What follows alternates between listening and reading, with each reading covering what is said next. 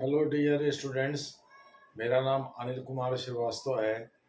इस समय मैं जिस चीज़ की चर्चा करने जा रहा हूँ वह बैंक से रिलेटेड है, और वह भी उदय सुरेश कोटक, जिनका जन्म 15 नवंबर 1959 को हुआ था बॉम्बे में, जो कि एक गुजराती रिच फैमिली से आते हैं, जो कि एशिया के सबसे बड़े बैंकर हैं। जो ब्लूमबर्ग के अनुसार 14.8 अरब अमेरिकी डॉलर अप्रैल 2021 में उन्होंने एस्टिमेट लगाया था। अरब डॉलर जिनकी निजी संपत्ति, यानी 14 अरब अमेरिकी डॉलर से ज़्यादा जिनकी निजी संपत्ति है, उस उदय सुरेश कोटक का मैं जिक्र कर रहा हूँ, जिन्होंने महिंद्रा फाइनेंस लिमिटेड यानी जो बैंकिंग डिवीज़न है उसकी स्थापना किया, और इस समय कोटक सिक्योरिटीज़ का काम देख रहे हैं, जबकि उनके पुत्र जय कोटक महिंद्रा बैंक का काम देख रहे हैं। तो मोटे तौर पर उनका कहना है, यानी उदय सुरेश कोटक का कहना है कि बैंकों में जो लगातार डिपॉजिट की कमी हो रही है, यानी डिपॉजिट गिरता जा रहा है, और बैंक का मजबूरी में बल्क डिपॉजिट यानी मोटे डिपॉजिट, जैसे करोड़ 2 करोड़ की डिपॉजिट बड़ी बड़ी कंपनियों से, फर्मों से स्वीकार कर रहे हैं, और जिसकी मार्जिनल कीमत बढ़ रही है, मार्जिनल कॉस्ट बढ़ रहा है, चूँकि 8% तो उनको देना पड़ता है ब्याज, और फंड मोबिलाइज करने, उसके रख रखाव करने, उसको रखने, कर्मचारियों के वेतन भत्ते आदि पर 1% और जोड़ लीजिए खर्च है, यानी उसकी सर्विसिंग करने में 1% की का खर्चा, तो 9% खर्च कर रहे हैं, 8% के ऊंचे दर पर ब्याज दे रहे हैं। चूँकि बहुत सारे बैंकों के बीच आपसी प्रतिस्पर्धा हो गई है, इसी को ध्यान में रखकर नरसिम्हन कमेटी ने 1992 और 1998 में अपनी रिपोर्ट भी दिया था कि भाई बैंकों का निजीकरण किया जाए। और मुझे लगता है महिंद्रा फाइनेंस कंपनी बैंक के रूप में पहली ऐसी बैंकर है निजी क्षेत्र की, जिसने कि 80 के दशक में लाइसेंस प्राप्त किया बिजनेस करने के लिए। उसके बाद आईसीआईसीआई बैंक वगैरह आते हैं, यानी वर्ष 2006 में ही, सॉरी 80 दशक नहीं, वर्ष 2006 में कोटक महिंद्रा एक बैंक के रूप में स्थापित हो गया था, और उसके पहले उसको लाइसेंस मिल गया था भारत सरकार की ओर से। मोटे तौर पर आप कह सकते हैं कि भारत सरकार ने जिन निजी क्षेत्र के बैंकों को लाइसेंस दिया बैंकिंग कारोबार में उतरने के लिए, उनमें कोटक महिंद्रा पहले नंबर पर आता है। दूसरे नंबर पर आईसीआईसीआई बैंक को, जो कि प्राइवेट सेक्टर का सबसे बड़ा बैंक है, उसको आप रख सकते हैं।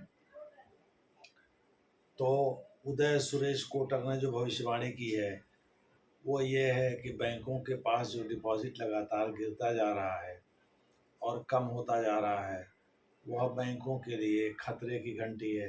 भारत के समूचे भारत के वित्तीय सिस्टम के लिए एक खतरे की घंटी है।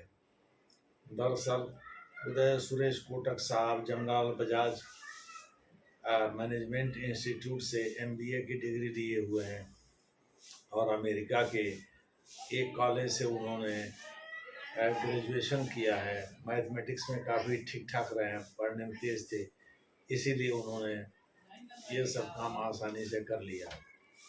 बहरहाल आपको हम ये बताते चलें कि उदय कोटक साहब इस समय सिक्योरिटीज़ का काम देख रहे हैं, कोटक सिक्योरिटीज़ का, जबकि बैंकिंग डिवीज़न उन्होंने अपने पुत्र जय कोटक को सौंप दिया। इसका जिक्र मैं पहले भी किया हूँ। उदय कोटक साहब का मानना है कि बैंकों के डिपॉजिट गिरने से बैंकों की लेंडिंग कैपेसिटी कम होगी, और इससे भारतीय बाज़ार में लोगों के पॉकेट में पैसे की कमी का भी एहसास होगा। दूसरे शब्दों में हम ये अंदाज़ा लगा सकते हैं, चाहे एग्रीकल्चर हो, चाहे इंडस्ट्री हो, चाहे ट्रांसपोर्टेशन हो, या टर्शियरी सेक्टर का कोई भी टेलीकम्युनिकेशन हो, सॉफ्टवेयर हो, या इंफ्रास्ट्रक्चर हो, इन सब मामलों में कहीं न कहीं लोगों के पॉकेट में पैसा कम आ रहा है, इसीलिए लोग बैंक के पास कम जा रहे हैं, डिपॉजिट कम हो रहा है। डॉक्टर सूरज भान गुप्ता जो कि जेएनयू के पूर्व प्रोफेसर हैं मॉनेटरी इकोनॉमिक्स के, वो बैंक को परिभाषित करते हुए कहते हैं, bank is any place where banks accept money from the people as deposits to be given for lending. यानी बैंक वह स्थान है जहां लोगों से पैसा डिपॉजिट के रूप में स्वीकार किया जाता है ताकि उसका कर्ज दिया जा सके। दूसरे शब्दों में बैंक जो कर्ज देते हैं वही मुख्य उनके कमाई का आधार है। जो कर्ज वो बांटते हैं, डिपॉजिट पर कम देते हैं, कर्ज पर वो ज़्यादा ब्याज लेते हैं, और उसी अंतर से वो अपने सारे खर्चे निकालते हैं, सरकार को भी कमा कर देते हैं। यही उनका उद्देश्य होता है, खास करके प्राइवेट बैंकों का। इसीलिए आप देखिए, मोटे तौर पर नरसिम्हन कमेटी का जो रिकमेंडेशन है बैंकिंग सुधार के क्षेत्र में, वो इसी को ध्यान में रखकर किया गया है ताकि आपसी प्रतिस्पर्धा बढ़ाई जाएगी। अब जैसे आईडीएफसी बैंक है, वो भी प्राइवेट सेक्टर का बैंक है, वो अच्छा खासा डिपॉजिट पे ब्याज ऑफर कर रहा है, 7% से ऊपर ब्याज ऑफर कर रहा है। मोटे तौर पर अगर आपको लोगों को अट्रैक्ट करना है अपनी ओर, डिपॉजिट ज़्यादा से ज़्यादा मोबिलाइज करना है बाजार से, तो ऐसी दशा में लोगों को ऊंचा ब्याज दर ऑफर करना होगा। यही बात कोटक महिंद्रा साहब का भी रहे। माइक्रो ब्लॉगिंग साइट पर जाकर के उन्होंने ये पोस्ट किया है कि बैंकों की माली हालत लगातार चौपट होती जा रही है क्योंकि डिपॉजिट कम आ रहे हैं, और जो आ रहे हैं वो बल्क डिपॉजिट आ रहे हैं जिस पर उनको ऊंचे ब्याज दर देने पड़ रहे हैं पैसे के लालच में, और वो निगेटिव में जा रहे हैं। इस प्रकार से बैंकों पर दबाव बढ़, यानी मार्जिनल कॉस्ट जिसकी 1% बढ़ जाती है 8 से 9% हो जाती है, यानी अतिरिक्त बोझ आता है सरकार बैंकों के ऊपर, और इससे इस पर सरकार को ध्यान देना चाहिए। दूसरे शब्दों में, बैंकों की जब डिपॉजिट गिरेगी तो लेंडिंग कहाँ से कर पाएंगे, और बैंक इसी कॉन्सेप्ट पर काम ही करता है कि एक बार सारे डिपॉजिटर आएंगे नहीं, और जो कर्ज लेंगे वो टाइम से अपना इंस्टॉलमेंट के रूप में कर्ज चुकाएंगे। नहीं तो अगर सब लोग एक ही बार डिपॉजिट अपना वापस लेने के लिए आ जाए तो भी बैंक के लिए मुसीबत हो जाएगी, और सारे लोग कर्ज चुकाना बंद कर दें, सब अपने को दिवालिया घोषित कर दें, या सबका एनपीए हो जाए लक्ष्मी विलास बैंक की तरह से, तो बैंक बैठ जाएगा। दूसरे शब्दों में, शेयर मार्केट में उसकी औकात एकदम गिर जाएगी। लोगों को लगेगा अरे यार ये तो बैंक बस ऐसे ही है। दूसरे शब्दों में, उसकी रेटिंग भी कम हो जाएगी। इसलिए बैंकों की इस बात की चिंता रहती है भाई उनकी सर्विस अच्छी हो, ज़्यादा से ज़्यादा लोग उनके पास डिपॉजिट के लिए आवें, और वो ज़्यादा से ज़्यादा पैसा इकट्ठा करें मार्केट से ताकि वो ज़्यादा से ज़्यादा कर्ज बांट सकें, और साउंड कर्ज बांट सकें। ज़्यादा से ज़्यादा पैसा भी आना ठीक नहीं है, क्योंकि रिजर्व बैंक ऑफ इंडिया इसी को कम करने के लिए क्रेडिट कंट्रोल पॉलिसी लाता है। क्योंकि बाज़ार में जब ज़्यादा पैसा आ जाएगा तो लोगों के परचेजिंग पावर में दिखेगा, और इससे वस्तुओं की कीमतें बढ़ेंगी, जिससे इन्फ्लेशन यानी महंगाई बढ़ेगी, मुद्रास्फीति में इजाफा होगा। इसीलिए भारतीय रिजर्व बैंक भी, यानी जो भारत का केंद्रीय बैंक है, वह भी इनको नियंत्रित करने के लिए क्रेडिट कंट्रोल पॉलिसी में तरह तरह के उपाय लाता है।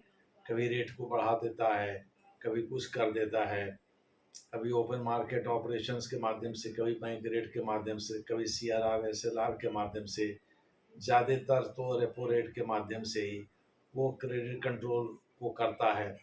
इसीलिए मॉनेटरी पॉलिसी कमेटी एमपीसी अगर मिल रही है, जिससे उम्मीद की जा रही है कि रेपो रेट में फिर से कटौती करेगी, तो उसके पहले सरकार को ऐसे उपाय करने होंगे जिससे लोगों से ज़्यादा डिपॉजिट मोबिलाइज हो, लोग पैसा जमा करें बैंकों के पास, जिससे बैंकों की माली हालत ठीक हो।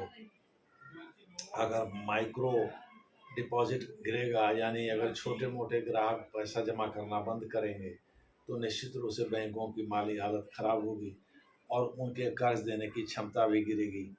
बल्क डिपॉजिट से, यानी मोटा पैसा अगर 2-4 लोग जमा कर देते हैं, उससे थोड़े ही बैंकों को फ़ायदा होता है। बैंकों को तो रिटेल डिपॉजिट से ज़्यादा फ़ायदा होता है, यानी फुटकरिया डिपॉजिटर जो होते हैं पैसा जमा करने वाले, वो बैंकों के लिए ज़्यादा मुफीद होते हैं, ज़्यादा उपयुक्त होते हैं, बजाय इसके कि 2-4 लोग गए और जा कर के ऑफ़र किए कि भाई हम आपको इतना करोड़ रुपए जमा करेंगे आपके पास, आप बताइए हमको क्या ब्याज देंगे हमारे एफडी पर या उस पर सेविंग्स अकाउंट पर या जो भी है।